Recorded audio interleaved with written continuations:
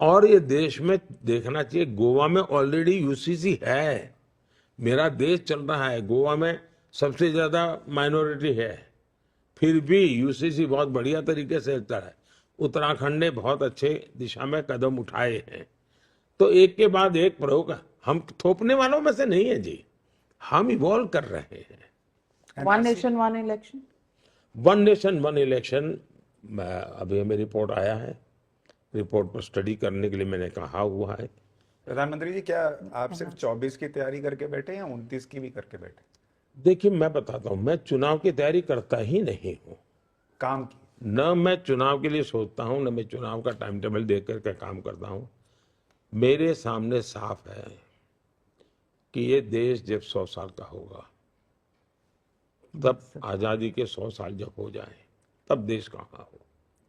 और ये रातों रात नहीं होता है। जैसे मैंने इस बार बजट में एक वाक्य बोला है, अब जो ट्रेलर और आगे क्या पूछ रही हो ना, इसमें से मिलेगा आपको। मैंने बजट में एक वाक्य बोला है कि हम डेमोग्राफी को लेकर के एक कमीशन बिठाएंगे। अब ये क्या है? देखिए, दुनिया के बहुत से देश परेशान हैं, वहां पर एजिंग के कारण बहुत बड़ा पॉपुलेशन, अब एक डेमोग्राफी का एक रूप है। मैं नहीं चाहता कि 2047 में मेरे घर देश में जो बुजुर्ग लोग हैं उनके लिए कोई प्लानिंग ना हो। आज हम युवा हैं, लेकिन कभी तो बूढ़े होंगे। तो इस सरकार का काम है कि अभी से सोचे। मैं वो सोचता हूं कि आज आप जो नौजवान है, वो 2047 में जब बूढ़े होंगे, तब आप असहायता न अनुभव, इसके लिए प्लानिंग अभी से होना चाहिए। मैं इस लेवल के काम कर रहा हूँ जी।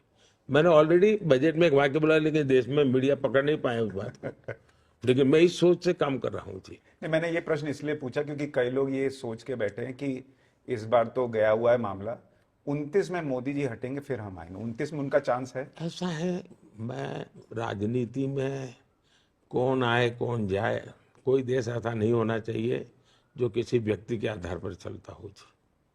मैं मोदी के आधार पर देश चले, ये मोदी कभी नहीं चाहेगा। ऐसा मेरा देश, ये मेरा देश तो बहुरत्ना वसुंधरा है जी। यहाँ तो अनेक रत्न पैदा होते रहे हैं, आगे भी होते रहने वाले हैं, और देश आगे चलने ही वाला है। लेकिन इस प्रकार से माला जपने से कोई अपना भविष्य नहीं बना सकता। हर एक को अपना भविष्य बनाने के लिए मेहनत करनी चाहिए, जनता का विश्वास जीतना चाहिए, जनता के सुख दुख के साथी बनना चाहिए, और वैकेशन थोड़े कम करने चाहिए। आप जब इस बार ये कह रहे हैं बार बार कि मोदी मर जाएगा लेकिन धर्म के नाम पर आरक्षण नहीं आने देगा, ये बड़ी स्ट्रांग लाइन है। और हमने पाठशाला में दिखाया था कि आप ये आज से नहीं कह रहे हैं, आपने गुजरात के सीएम रहते हुए भी ये चीज जग जाहिर की थी। आपको क्या खतरा दिखता है अगर धर्म के नाम पर आरक्षण आए या मुसलमानों को आरक्षण मिल जाए? इसमें मोदी मुद्दा ही नहीं है। जिस समय संविधान बन रहा था, देश के गणमान्य लोग संविधान सभा में बैठे थे।